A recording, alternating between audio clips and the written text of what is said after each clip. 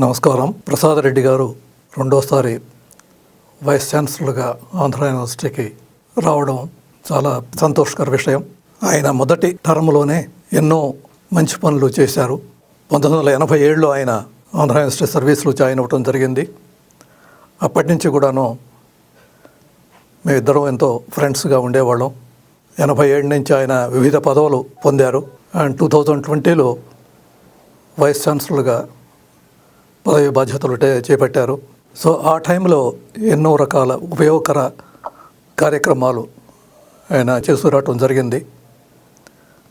ముఖ్యంగా స్టార్టప్ సెంటర్ని ప్రారంభించడం, దాంట్లో దాదాపు 200 పైగా స్టార్టప్ యూనిట్స్ నెలకొల్పడం.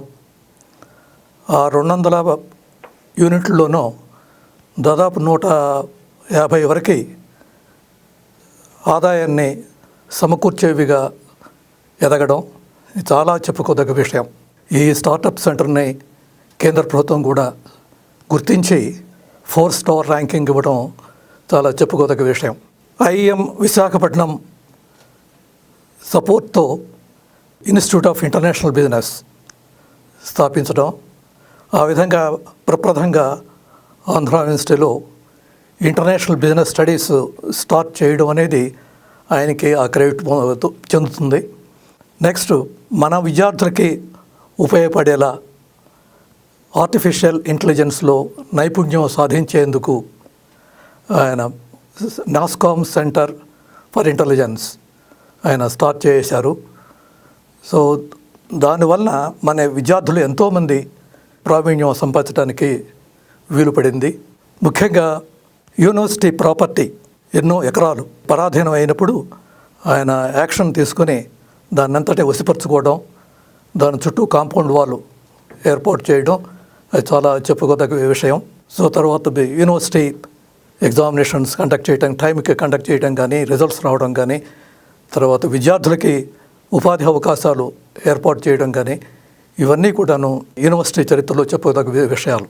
సో వీటన్నిటి వలన కూడాను ఆయనకి మళ్ళా సెకండ్ టర్మ్ రావడం జరిగింది.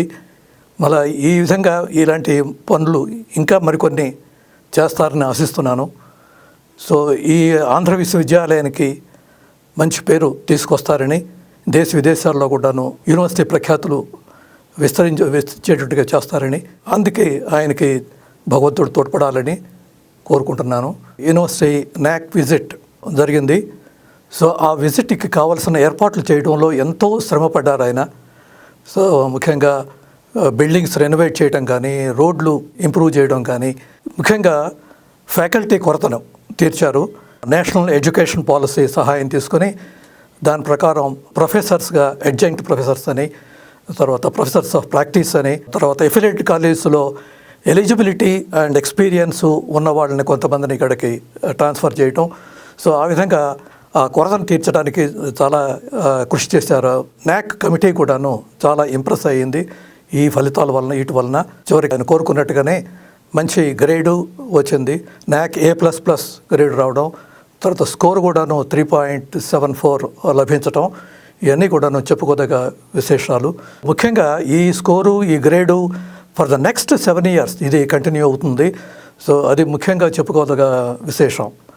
సో ఆ విధంగా ఇంకా మరెన్నో ప్రఖ్యాతం కీర్తి తీసుకొస్తారని ఆశిస్తున్నాను. అందుకు భగవంతుడు కూడా సహాయపడతాడు తప్పకుండా.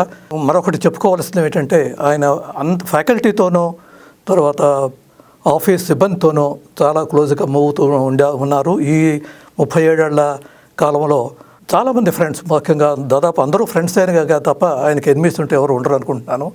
ప్రతి డిపార్ట్మెంట్లోనూ, ప్రతి స్కూల్లోనూ కావలసిన ఏమిటి అనేది ఆయన బాగా అసెస్ చేయడం, దాని ప్రకారం ఇంప్రూవ్మెంట్ యాక్టివిటీస్ టేకప్ చేయడం అన్నీ చేశారు. సో అందువల్ల మోస్ట్ ఆఫ్ ది డిపార్ట్మెంట్స్ ఇవన్నీ కూడా చాలా అభివృద్ధిగా చేశాయి. వీటన్నిటి వలన ఎంతో ఖ్యాతి లభించింది ఆయనకు కూడాను.